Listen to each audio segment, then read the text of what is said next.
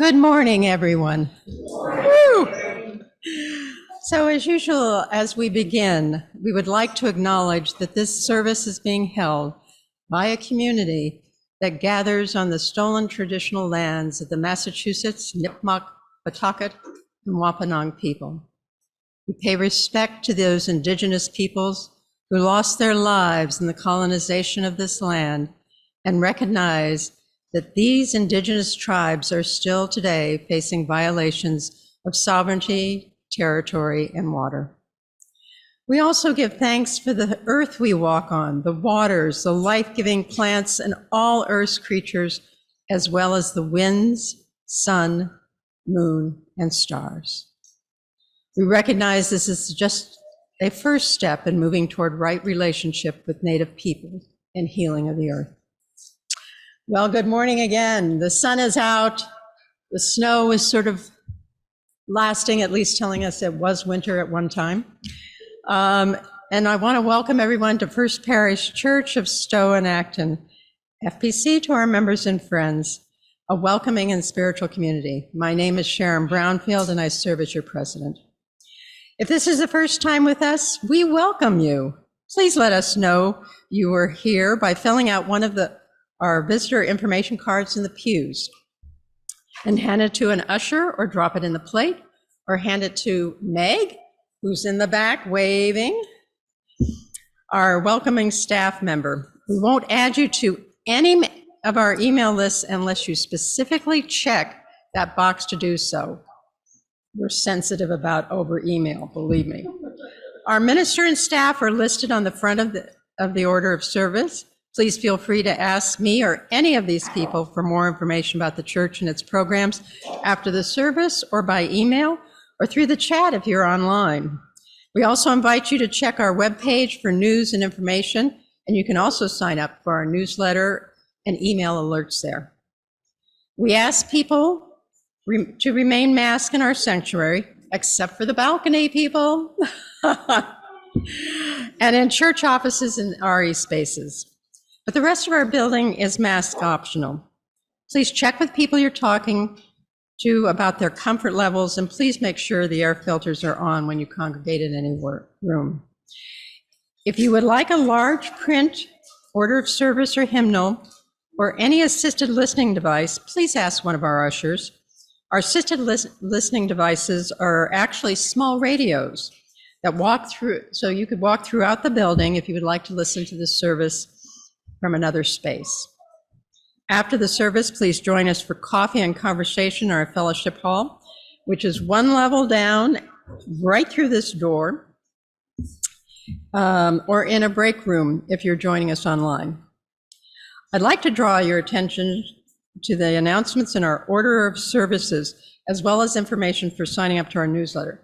There's lots going on. We have an auction coming up April 1st. 2 weeks, we have the art show. Much breakfast is coming up, so please look for lots of detail in here. So let's gather together for a time of community singing and worshiping, starting off by greeting your neighbor.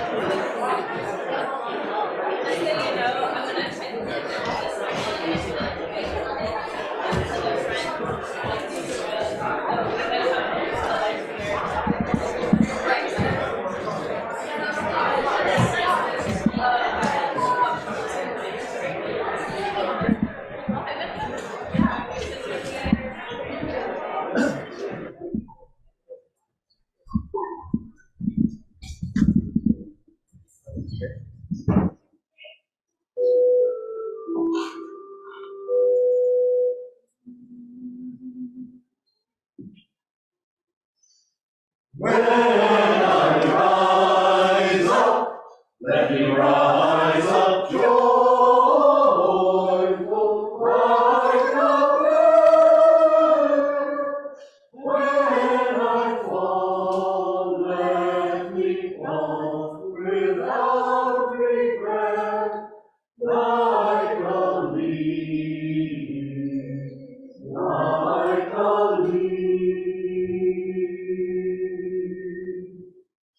Oh, when I rise up, let me rise up joyful. When I rise up, let me rise up joyful, like a bird.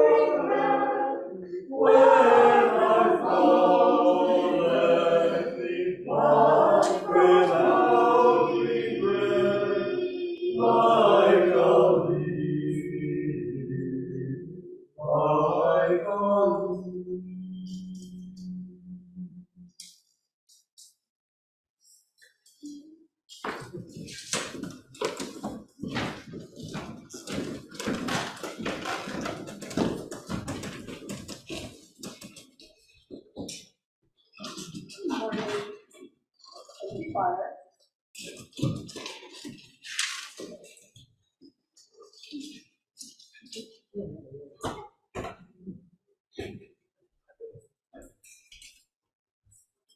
Good morning. Good morning.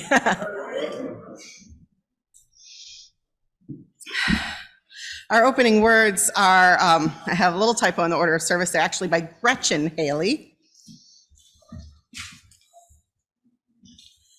There is nothing you need to bring with you to be welcome here.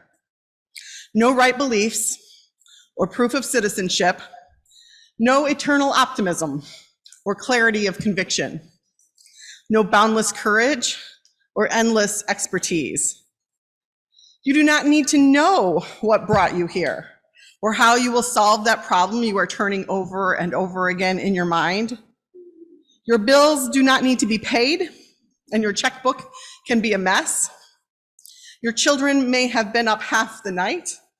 Your hearing aids may not be working, and your knees may be creaking.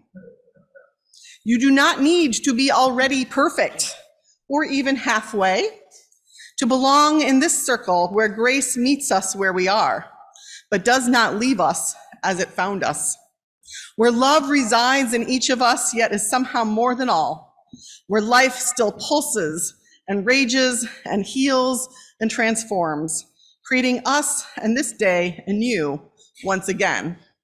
Come, let us worship together. And our chalice lighting words are by Telos Whitfield, and our chalice will be lit by Brad Dumont. With the kindling of our flame, we recognize the fragility of life and our own vulnerability as we navigate challenges that always seem to come. May this light remind us of the strength we possess as individuals and collectively as a community to lean into and respond, finding our way forward together. May it be so. Please rise in body or in spirit and join in our opening hymn number 16, "'Tis a Gift to be Simple," and then our covenant and affirmation in your order of service.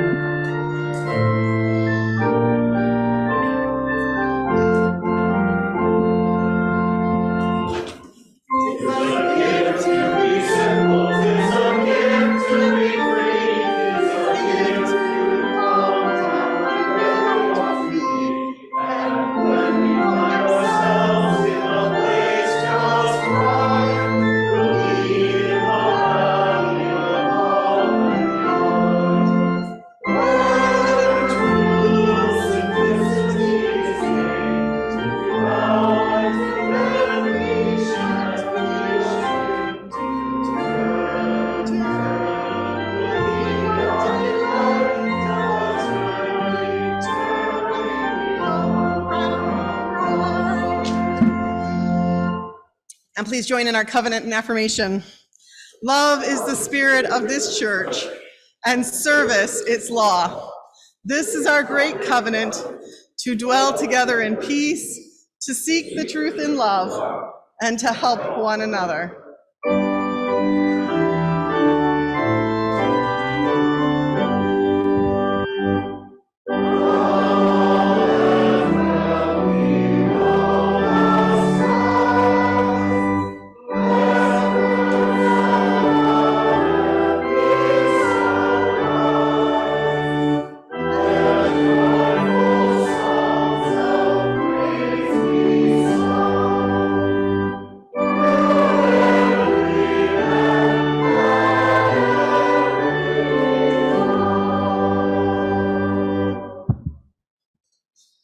And now Marissa Evans, our Acting Director of Religious Education.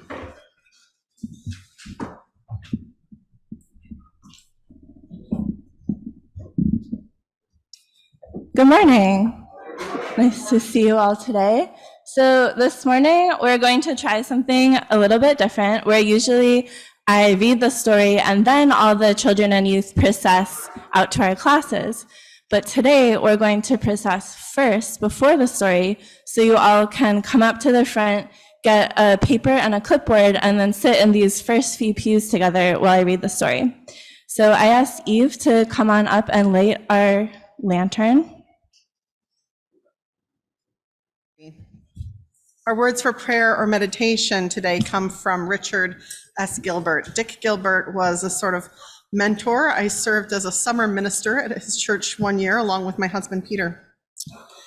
He writes, "Be gentle with one another. It is a cry from the lives of people battered by thoughtless words and brutal deeds. It comes from the lips of those who speak them and the lives of those who do them. Who of us can look inside and know what is there of hope and hurt or promise and pain? Who can know from what far places each has come, or to what far places each may hope to go? Our lives are like fragile eggs. They crack and the surface escapes.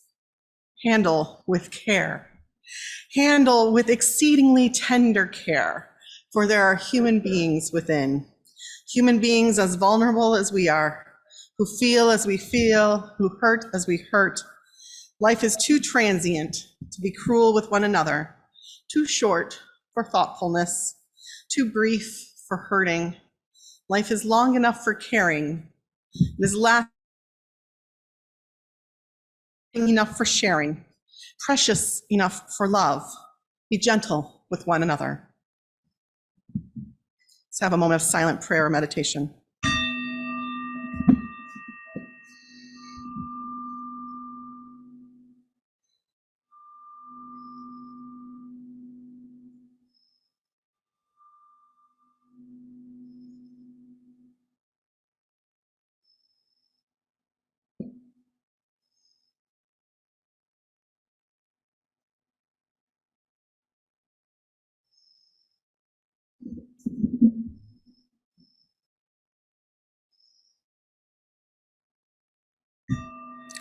Blessed be, and amen.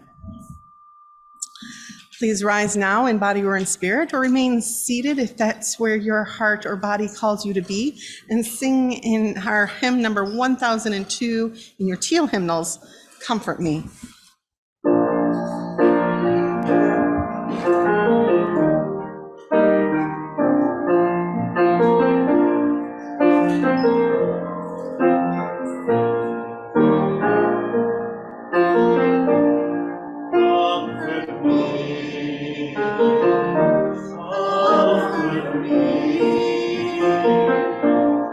Comfort me, oh my soul.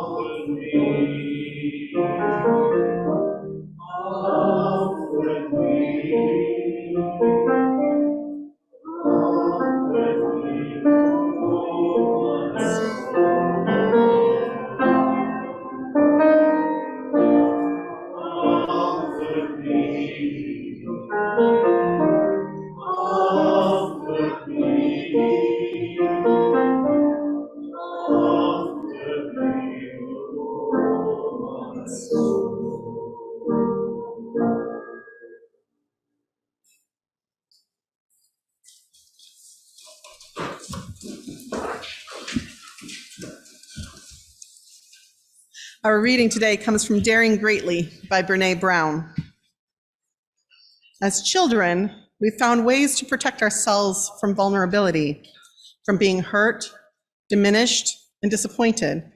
We put on armor. We used our thoughts, emotions, and behaviors as weapons, and we learned how to make ourselves scarce, even to disappear. Now, as adults, we realize that to live with courage, purpose, and connection, to be the person whom we long to be, we must again be vulnerable. We must take off the armor, put down the weapons, show up, and let ourselves be seen. Thus ends the reading. An important part of the justice work of this church is the fact that we share our plate every month between the work of this church and keeping ourselves operational and the work of many different good agencies that we've chosen to support, to partner with, to engage with. To tell you about this month's plate share, Bob Tabor.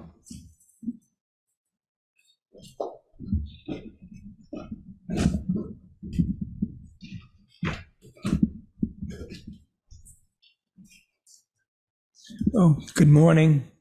It's wonderful to be back.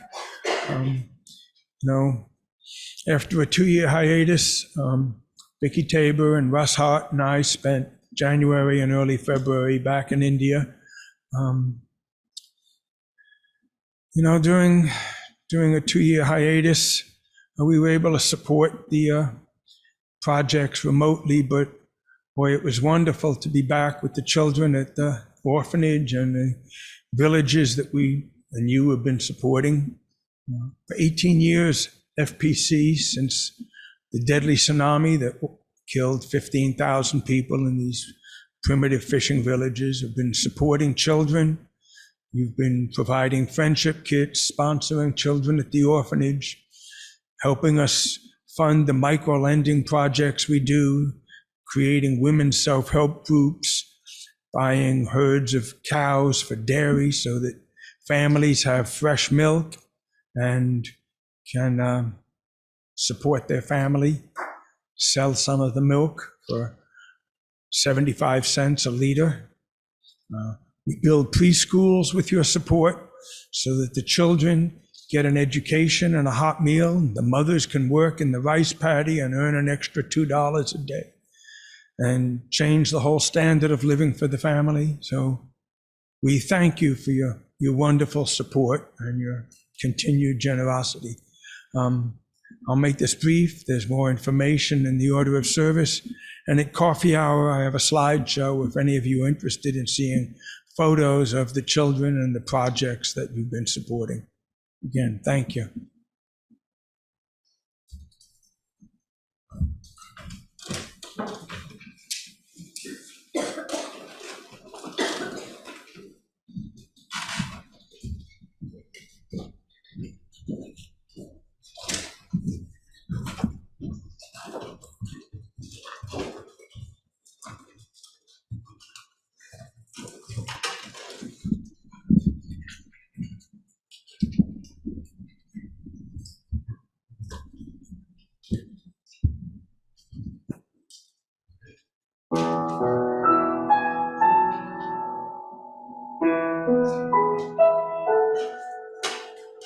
Maybe someday we'll find that love is enough. Maybe someday we'll find this every day we'll fight for justice with words. Tears they say we won't not see.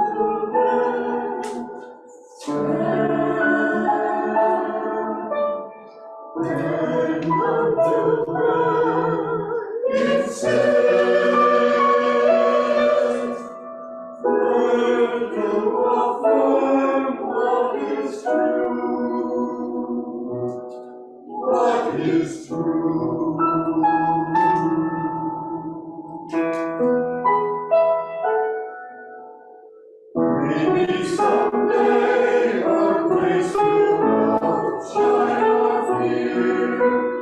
Maybe someday we'll live with love. We'll see the day when hearts will open again. Every day we'll listen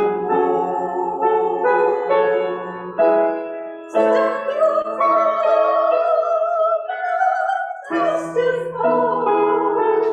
Give strength and hope, rest and from your voice. Give all you have, and after death,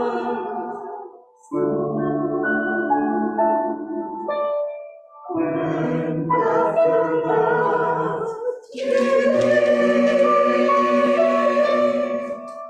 let out your light as a sun, as a song.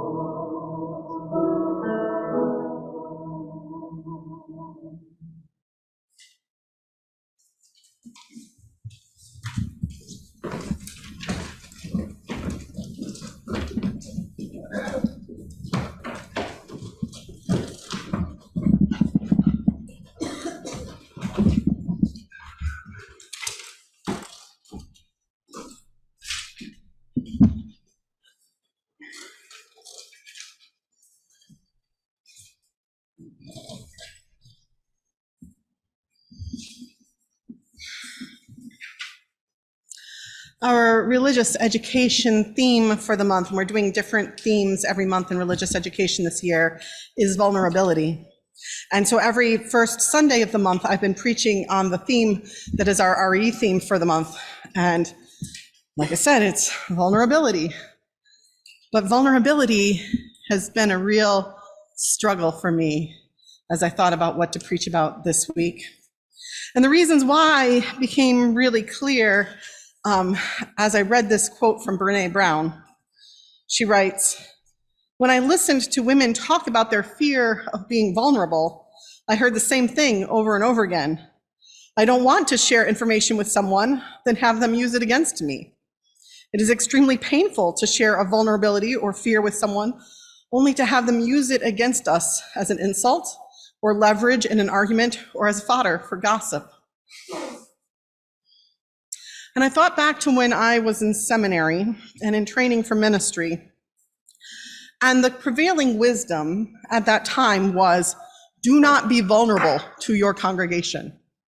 Do not show them your areas of vulnerability. If you have areas of vulnerability, that is a weakness. You really shouldn't. And try to not engage the congregation in your weakness as much as possible. So if we did have vulnerabilities, we should try to minimize them as much as possible. Women, being a woman is a vulnerability in the ministry in those days. Women, we should robe because that makes people less attentive to our gender. We won't get the comments about our outfit as people come through the line. Gay people should avoid talking about church at all, about it in church at all, because we are told that's an area of vulnerability and you'll be seen as a one-note preacher. The same went for people of color. Don't ask the congregation to help if you're vulnerable financially or physically. Deal with it yourself. One of the areas that was clear to me, even though it wasn't specifically mentioned, was a vulnerability, was fatness.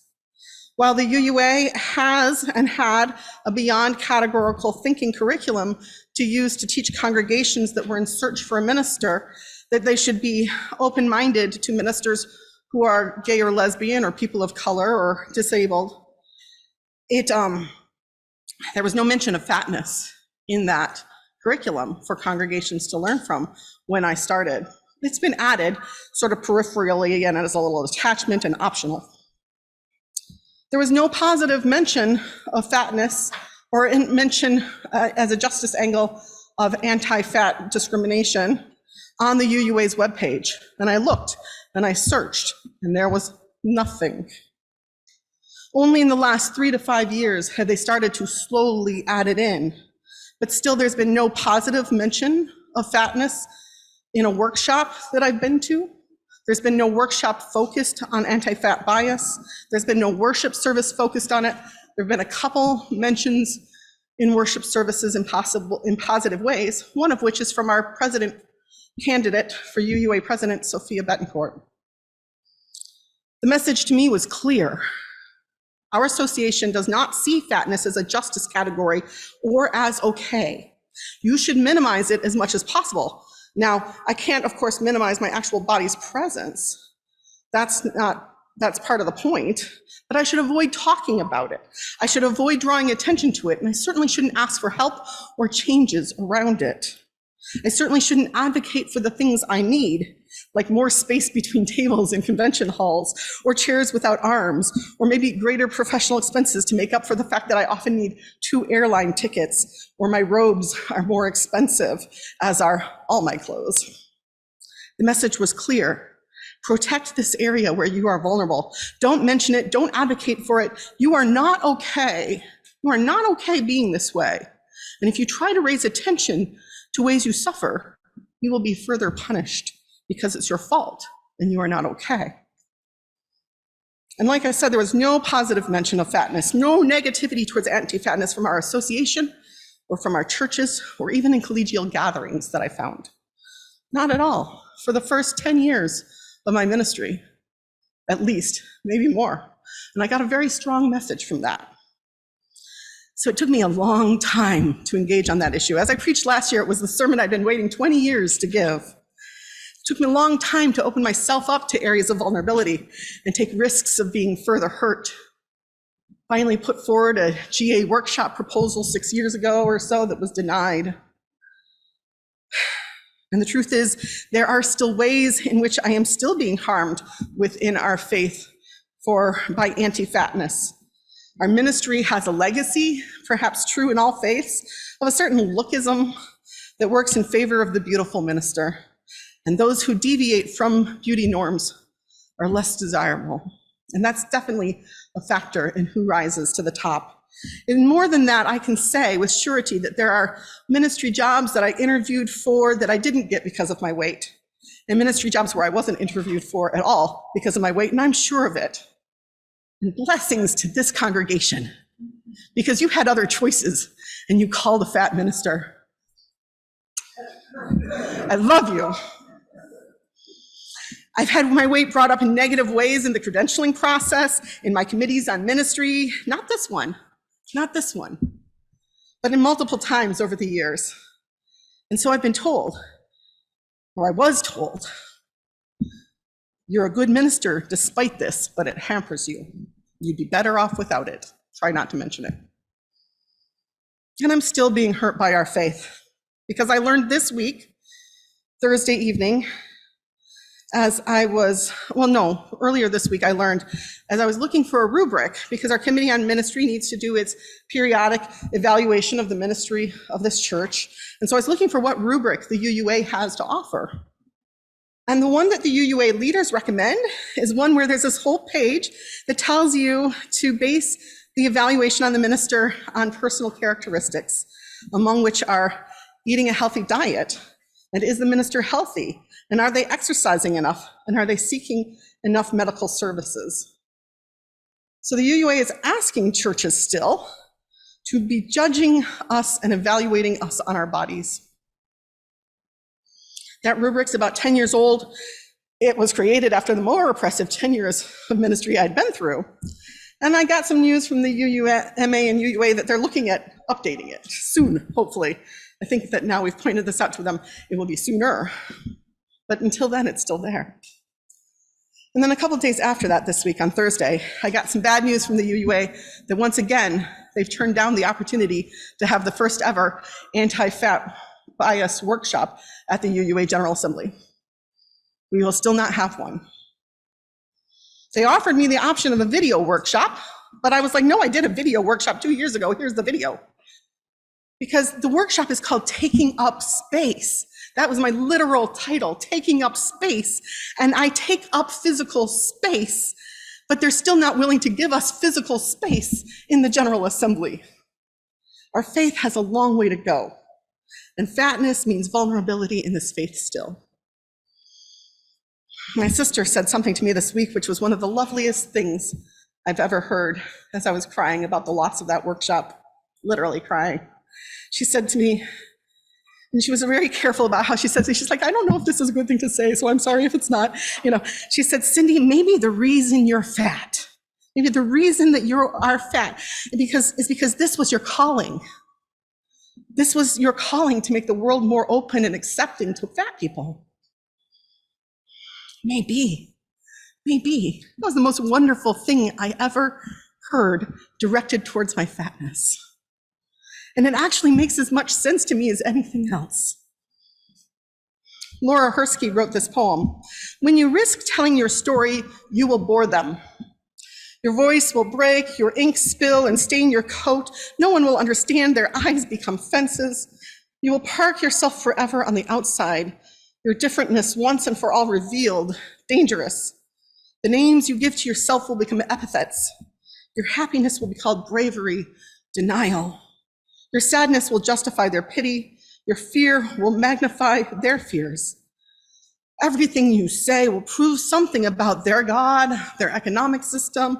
Your feelings that change day to day, kaleidoscopic, will freeze in place, brand you forever, justify anything they decide to do with you. Those with power can afford to tell their story or not. Those without power risk everything to tell their story and must. Someone, somewhere, will hear your story and decide to fight, to live and refuse compromise. Someone else will tell her own story, risking everything. So as I struggled with the concept of vulnerability, I said to myself, I cannot stand here and tell trans people and people of color that they must tell their story and risk vulnerability. Their risk is so much greater than mine. They risk everything telling their story. Trans people right now, in particular, one trans friend said to me this week that what's happening out there is genocide. Genocide. It's genocide. And this friend felt afraid as a trans person to claim that word because they're not Jewish and can they really use that word? But hesitatingly, they did, and I affirmed it. with states stopping people from living their true selves, from saying that children can't get gender affirming medical care. They are killing people.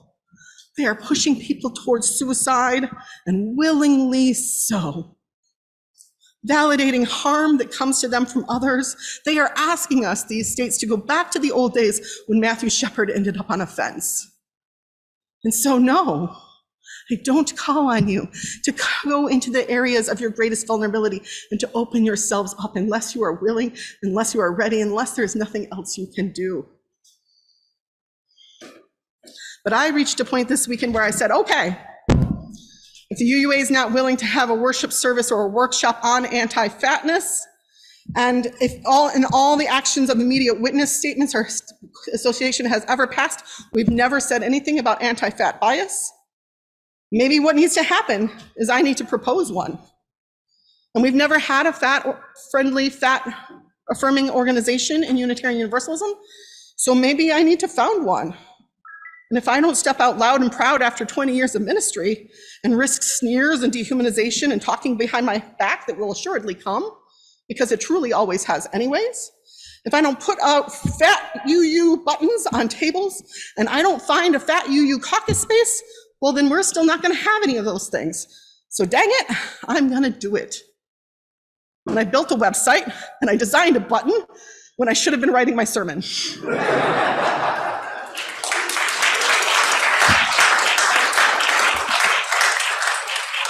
uufatliberation.wordpress.com. It's a lot of work, and I'm tired of trying, but I'm also more tired of trying to make myself small and invisible, because it's not working anyway, since I'm not small in body. And I'm fighting mad now, so I'm fighting loud this year. They can deny me a workshop, but we are still going to make fat liberation heard this year throughout the UUA. Amen. So now I've got about 4 different booths offering me space on their booth tables. And I've got a group of people signing up to be part of the UU Fat Liberation organization. And I will be crowdsourcing funding for buttons and ribbons, and it will happen. Us fatties, we are stepping up and stepping out at General Assembly this year. I'm not really feeling courageous yet, but I'm working on it. I'm trying hard. And those of you who are hurting from the pain of the world this week, which has been so hard for trans people especially, but so hard for so many vulnerable groups, my heart and my love goes out to you. Take what steps you can in your vulnerability. Pull the strength and support around you as much as you need. Ask religious community to build up that foundation for you and be with you. And pull that strength and support around you as much as you need in order to protect yourself physically and emotionally. I'll close with these words from Brené Brown again. The root of the word courage is cor, the Latin word for heart. In one of its earliest forms, the word courage had a very different definition than it does today. Courage originally meant to speak one's mind by telling all one's heart. Over time, this definition has changed, and today courage is more synonymous with being heroic. Heroics is important, and we certainly need heroes, but I think we've lost touch with the idea that speaking honestly and openly about who we are, about what we're feeling, and about our experiences, good and bad, is the definition of courage, she continues. Heroics is often about putting our life on the line. Ordinary courage is about putting our vulnerability on the line. In today's world, she concludes, that's pretty extraordinary. Extraordinary. Extraordinary means extraordinary, not ordinary, indeed. And it is not always possible, friends. So risk what you can, and it's okay when you can't. And we will be with you as much as possible in this beloved community. May it be so.